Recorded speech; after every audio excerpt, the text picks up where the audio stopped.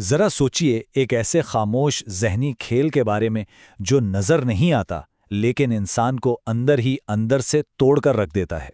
یہ آہستہ آہستہ کسی کے اعتماد کو، اس کی سوچ کو اور یہاں تک کہ اس کی حقیقت کو ہی بدل دیتا ہے۔ آج ہم اسی خاموش لیکن انتہائی خطرناک تشدد پر بات کریں گے جسے کہتے ہیں گیس لائٹنگ۔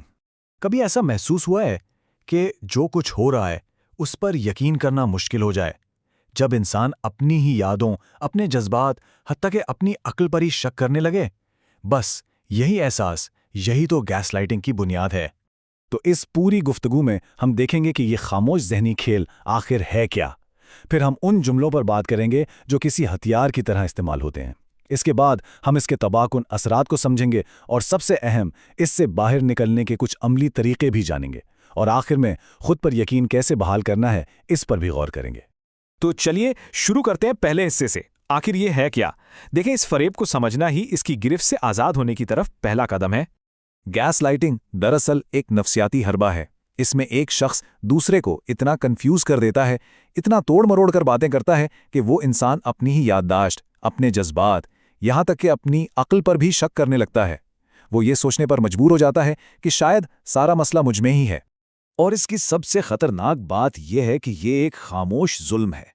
کوئی شور نہیں، جسم پر کوئی نشان نہیں، لیکن اس کا اثر، اس کا زخم بہت ہی گہرا ہوتا ہے۔ تو سوال یہ ہے کہ یہ ذہنی جنگ لڑی کیسے جاتی ہے؟ اس کے ہتھیار وہ کوئی تلوار یا خنجر نہیں ہے، بلکہ اس کے ہتھیار ہیں الفاظ، بہت عام سے لیکن بہت سوچ سمجھ کر استعمال کیے گئے جملے۔ جیسے کہ یہ جملہ تم بہت زیادہ حساس ہو، سننے میں تو عام سا لگتا ہے، لیکن دراصل یہ کسی کے جذبات کو رد کرنے کا، اسے غلط ثابت کرنے کا سب سے طاقتور طریقہ ہے۔ یا پھر یہ کہنا کہ تم اوور ریاکٹ کر رہے ہو۔ یہ بھی ایک طریقہ ہے اگلے انسان کو یہ یقین دلانے کا کہ اس کے جذباتی رد عمل جائز نہیں بلکہ غیر معقول ہیں۔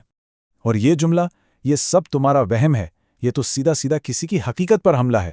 اس سے انسان سوچنے لگتا ہے کہ جو کچھ وہ دیکھ یا محسوس کر رہا ہے وہ اصل میں ہے ہی نہیں۔ اور یہ بھی، اتنی سی بات پر اتنا کیوں سوچتے ہو؟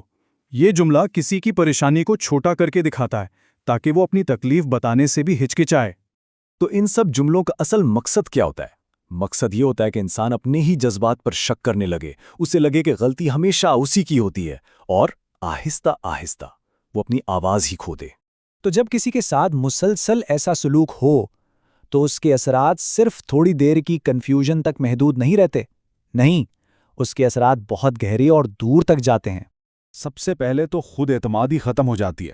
انسان مسلسل ذہنی الجھن کا شکار رہتا ہے، اسے ہر وقت لگتا ہے کہ وہی گناہگار ہے، اور یہی چیزیں آگے چل کر ڈپریشن اور انگزائٹی کی وجہ بنتی ہیں، اور انسان زہریلے رشتوں میں پھنس کر رہ جاتا ہے۔ اور یہاں کچھ چیزیں سمجھنا بہت ضروری ہیں۔ پہلی بات، یہ اکثر قریبی رشتوں میں ہوتا ہے، جیسے خاندان، دوست یا لائف پارٹنرز۔ دوسری بات، گیس لائٹر ہمیشہ خود کو صحیح ثابت کرے گا۔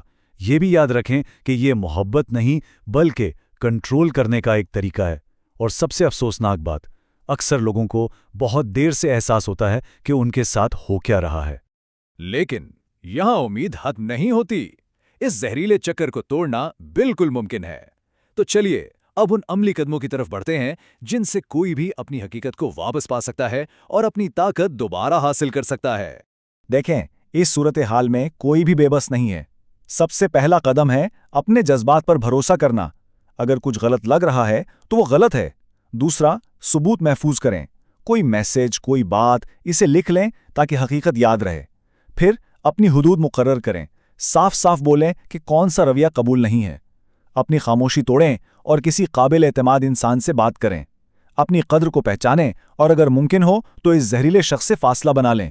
اور ہاں، اگر ضرورت محسوس ہو تو کسی پروفیشنل جیسے کاؤنسلر یا تھراپسٹ سے مدد لینے میں بالکل نہ ہچکچائے۔ تو گیس لائٹنگ کو سمجھ لینا، یہ تو سفر کا پہلا قدم ہے۔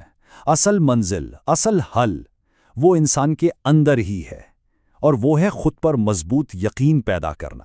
اور اس بات کو ہمیشہ یاد رکھیں، کوئی کمزور نہیں ہے، بلکہ اسے کمزور محسوس کروایا جا رہا ہے۔ یہ کمزوری نہیں، بلکہ کسی منظم کوشش کا نتیجہ ہے۔ ہمیشہ یاد رکھیں، آپ کے جذبات بالکل سچے ہیں، آپ کی آواز بہت اہم ہے، اور ہر انسان کا یہ حق ہے کہ وہ ایک ایسے ماحول میں رہے جہاں شک نہیں بلکہ عزت ہو، جہاں الجھن نہیں بلکہ سکون اور محبت ہو۔ کسی کو بھی یہ اختیار نہ دیں کہ وہ آپ کی حقیقت کو بدل سکے، اس کی حفاظت کرنا آپ کا کام ہے۔ ہر انسان اپنی کہانی کا ہیرو ہوتا ہے، تو کیا اب وقت نہیں آ گیا کہ اس کہانی کے ہیرو پر یقین کیا جائے؟